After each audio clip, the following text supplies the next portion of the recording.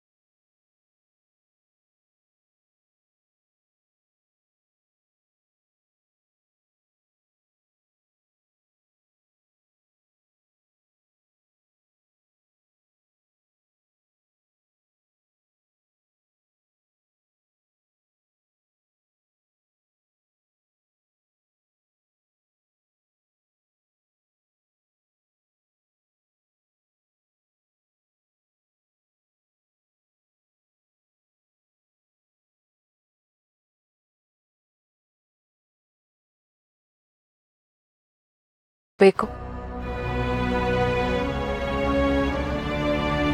ಅದೆಲ್ಲ ಮುಂದಿನ ಕತೆ. ಈಗ ನಾನು ಆ ಮನೆಗೆ ಕಾಲಿಡೋದಕ್ಕೆ ಹೋಗ್ತಾ ಇರೋದು ಹೊಸ ಜೀವನ ಶುರು ಮಾಡೋದಕ್ಕಲ್ಲ. ಆ ವಿಜಯಾಂಬಿಕಾ ನನ್ನ ಗಂಡನ ವಿರುದ್ಧ ಪಿತೂರಿ ಮಾಡ್ತಾ ಇದ್ದಾಳಲ್ಲ, ಅದನ್ನ ತಡೆಯೋದಕ್ಕೆ. ಬೆನ್ನ ಹಿಂದೆ ನಿಂತು ಚೂರಿ ಹಾಕೋದಕ್ಕೆ ಅವಳು ಬರೋವಾಗ ನಾನು ಅವ್ರ ಬೆಂಗಾವಲಾಗಿ ನಿಲ್ಲೋದ್ರಲ್ಲಿ ಯಾವ ತಪ್ಪು ಇಲ್ಲ. ನನ್ನ ಗಂಡನ್ನ ನಾನು ಕಾಪಾಡ್ಕೊಳ್ಬೇಕು. ಇದೆಲ್ಲ ವಿಚಿತ್ರ ಅನಿಸ್ತಾ ಇದೆ ಅಮ್ಮವ್ರೆ.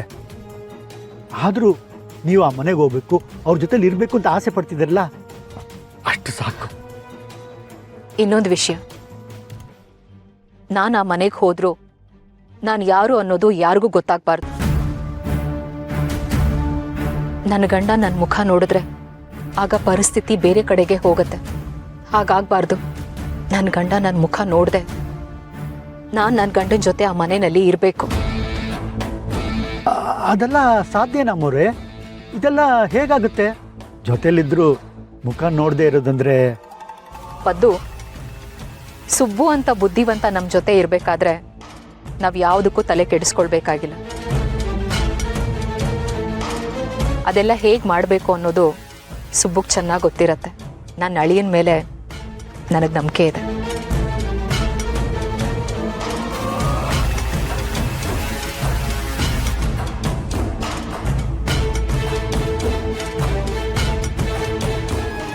ಸರಿ ಅಮ್ಮವ್ರೆ, ಹಾಗೆ ಆಗಲಿ. ನೀವು ಹೇಳ್ದಾಗೆ ಆಗಲಿ. ನೀವು ಯಜಮಾನ್ರ ಜೊತೆ ಇರಬೇಕು, ಆ ಮನೇಲಿ ಇರಬೇಕು, ಆದರೆ ಯಾರಿಗೂ ಗೊತ್ತಾಗಬಾರ್ದು ಅಲ್ವಾ? ಆಯ್ತು. ಅದೆಲ್ಲ ಹೇಗೋ ಸುಬ್ಬು? ನನಗೆ ಗೊತ್ತಿಲ್ಲಪ್ಪ. ಅಮ್ಮವರು ಯಜಮಾನ್ರ ಜೊತೆ ಆ ಮನೇಲಿ ಇರಬೇಕು ಅಂತ ಹೇಳ್ತಿದ್ದಾರೆ. ಆ ಜವಾಬ್ದಾರಿ ನಾನು ತಗೋತಾ ಇದ್ದೀನಿ ಅಷ್ಟೇ. ಸರಿ ಸುಬ್ಬು, ನೀವಿನ್ ಹೊರಡಿ.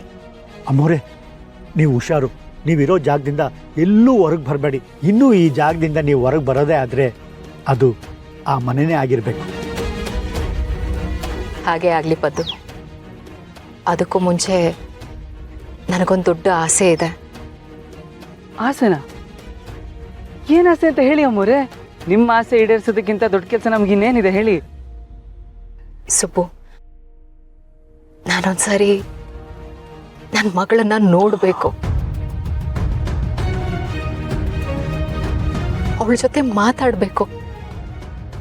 ನನಗೊಂದು ಅವಕಾಶ ಮಾಡಿಕೊಡ್ತೀಯಾ? ನಾನು ಈ ದಿನಕ್ಕೆ ಅಂತ ಕಾಯ್ತಾ ಇದ್ದೆ ಅಮ್ಮವ್ರೆ. ಶ್ರಾವಣಿ ಮೇಡಮು ನಿಮ್ಮ ನೋಡೋಕ್ಕೆ ಜೀವನ ಬಿಗಿ ಹಿಡ್ಕೊಂಡು ಕಾಯ್ತಾ ಇದ್ದಾರೆ. ಅವ್ರು ಎದೆ ಪಡ್ತಿದ್ದಲ್ಲಿ ನಿಮ್ಮ ಹೆಸರೇ ಇರೋದು ಅಮ್ಮವ್ರೆ.